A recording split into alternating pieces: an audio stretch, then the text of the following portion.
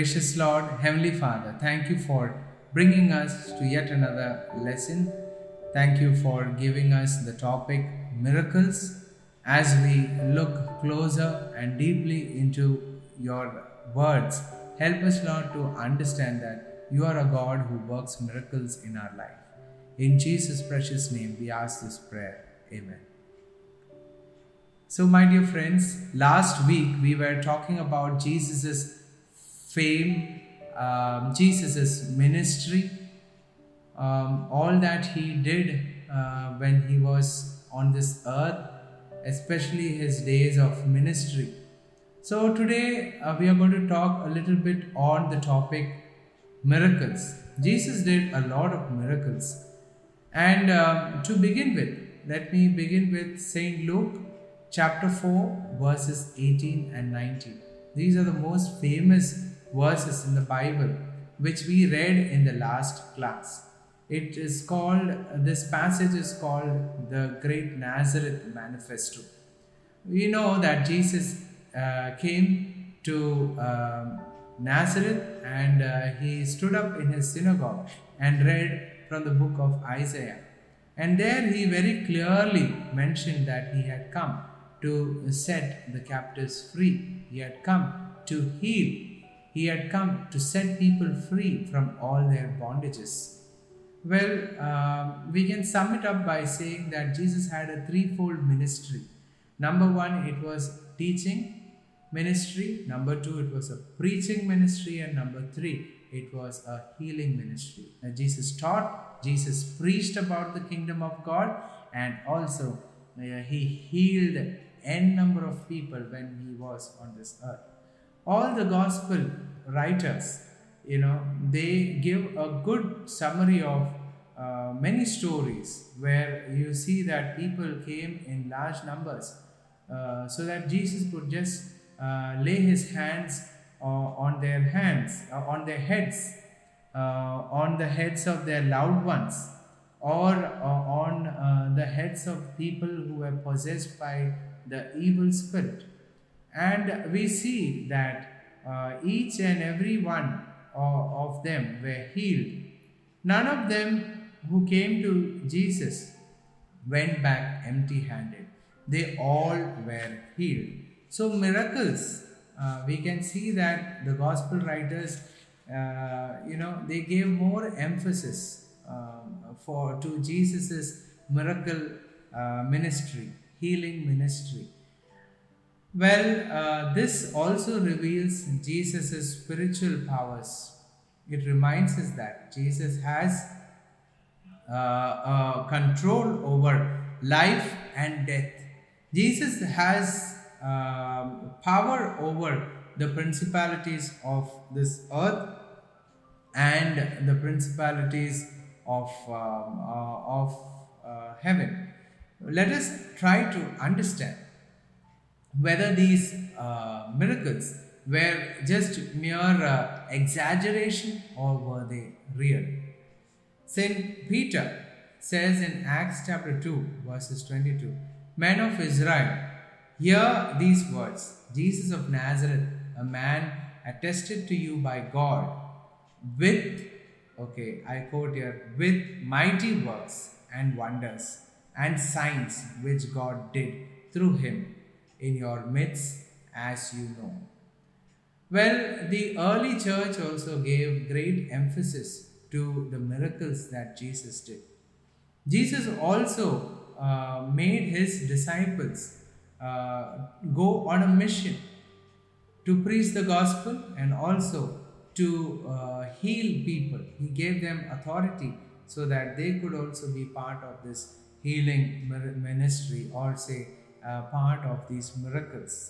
So, when we look into the Bible, there are a lot of stories which talk to us about the real acts of miracles that Jesus did, and it is not mere exaggeration.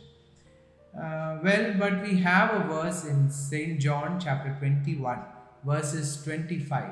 It talks about how,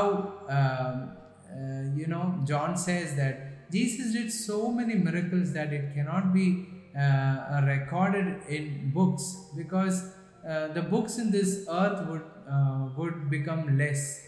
There's so many miracles which Jesus did, but the Bible has only those which is necessary for us to know and which is necessary for our faith. So, all these miracle passages about Jesus bear witness to the fact that Jesus was the expected Messiah. The Jews were waiting for a Messiah, someone who would come and set them free. And Jesus, through all his miracles, always revealed that he was the expected Messiah. Let us get on to the purposes of these miracles. There are a few purposes. Let us go one by one. Why did Jesus do miracles? If you ask, we will always be able to see this word called compassion. Jesus did his miracles out of compassion. He healed people out of compassion. There was a leper who came and stood in front of him and said, "If you have a mind, if you really you can set me free." And so Jesus said, I am ready to set you free. Before saying that, he stretched out his hand and touched him, and he was healed.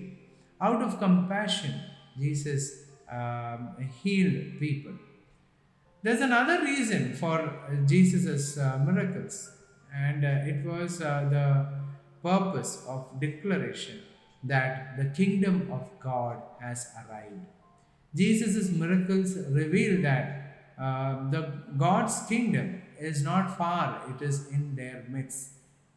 Jesus was the expected Messiah, and Jesus declared that the kingdom of God is a kingdom of reconciliation, where people are healed, where people are set free.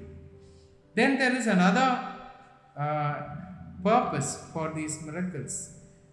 It is about the messianic expectation. You can say messianic expectation. What does that mean?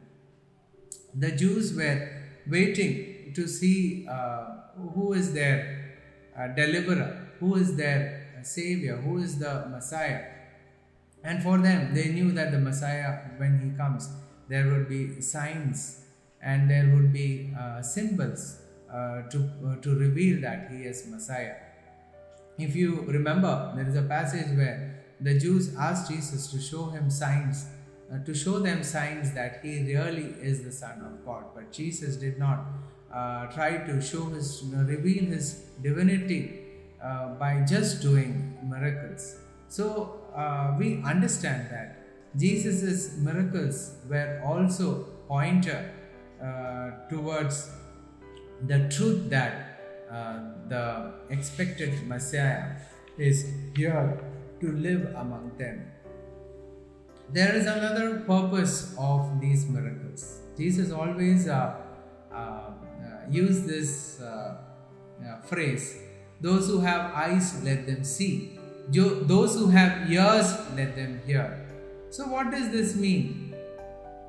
If you are truly waiting for the Messiah, you have the eyes to wait and you have the ears to hear, you will truly see the Messiah. So this was the purpose. Jesus was saying, don't shut your eyes, open your eyes and see. The signs are in front of you. And so these were the purposes. When we look into all the miracles that Jesus did, we see that Jesus did out of compassion. Jesus did to proclaim that he is here. The expected Messiah is here. So, can we believe in miracles today? Can we believe that miracles happen today? Do you believe that miracles happen today? Yes, of course. Miracles happen in our lives every day. But in this scientific era, we need to understand miracles. When we look into all the miracles that Jesus did, it can be classified into three. One, the person of Jesus, wherein we see the virgin birth, where we see the resurrection, and we see the ascension of Jesus. These are not normal phenomena. These are all miracles that the Bible is revealing to us. And number two, it is miracles can be classified as nature miracles. The miracles that happened in nature. Jesus turned water into wine. Jesus calmed the storm.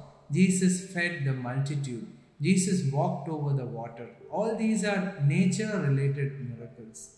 And number three can be classified as healing miracles. Jesus healed the blind, Jesus healed the crippled, the lame, the deaf. So many miracles we read. It is all related to revealing God's glory, revealing or manifesting God's glory. So, in this scientific era where technology has boomed to great heights, where we have the Department of Psychiatry or Psychotherapy, modern science and medicine has all, so many definitions in this world. Will we really believe in miracles?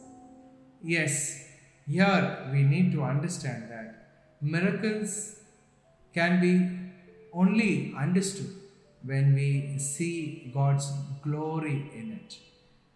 Jesus did his miracles only to manifest God's glory.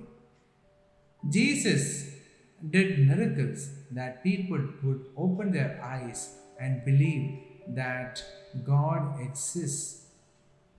Well, faith in miracles are closely connected with our faith in God. If you have faith in God, you would see that God works miracle in your life every day. Even the breath that we take today is a miracle of God. Can you think of a time, especially now we are going through COVID, we are really worried whether we will get our next breath. So, in the middle of this pandemic, God is working miracle in our life every day. So, let me take you to the conclusion of today's chapter. What is the relevance of miracle in our life today? Well, Christ, who did miracles 2000 years ago, he is still active in our lives. And this is the relevance of miracles today. God, who loves us, who cares for our life, will never leave us helpless at the mercy of unkind world in which that we live today.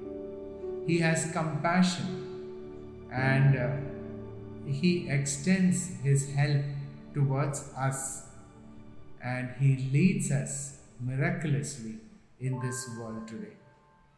So all Jesus' miracles that we try to understand today, or that we read in the Gospels, it gives us an assurance that we have a God who lives.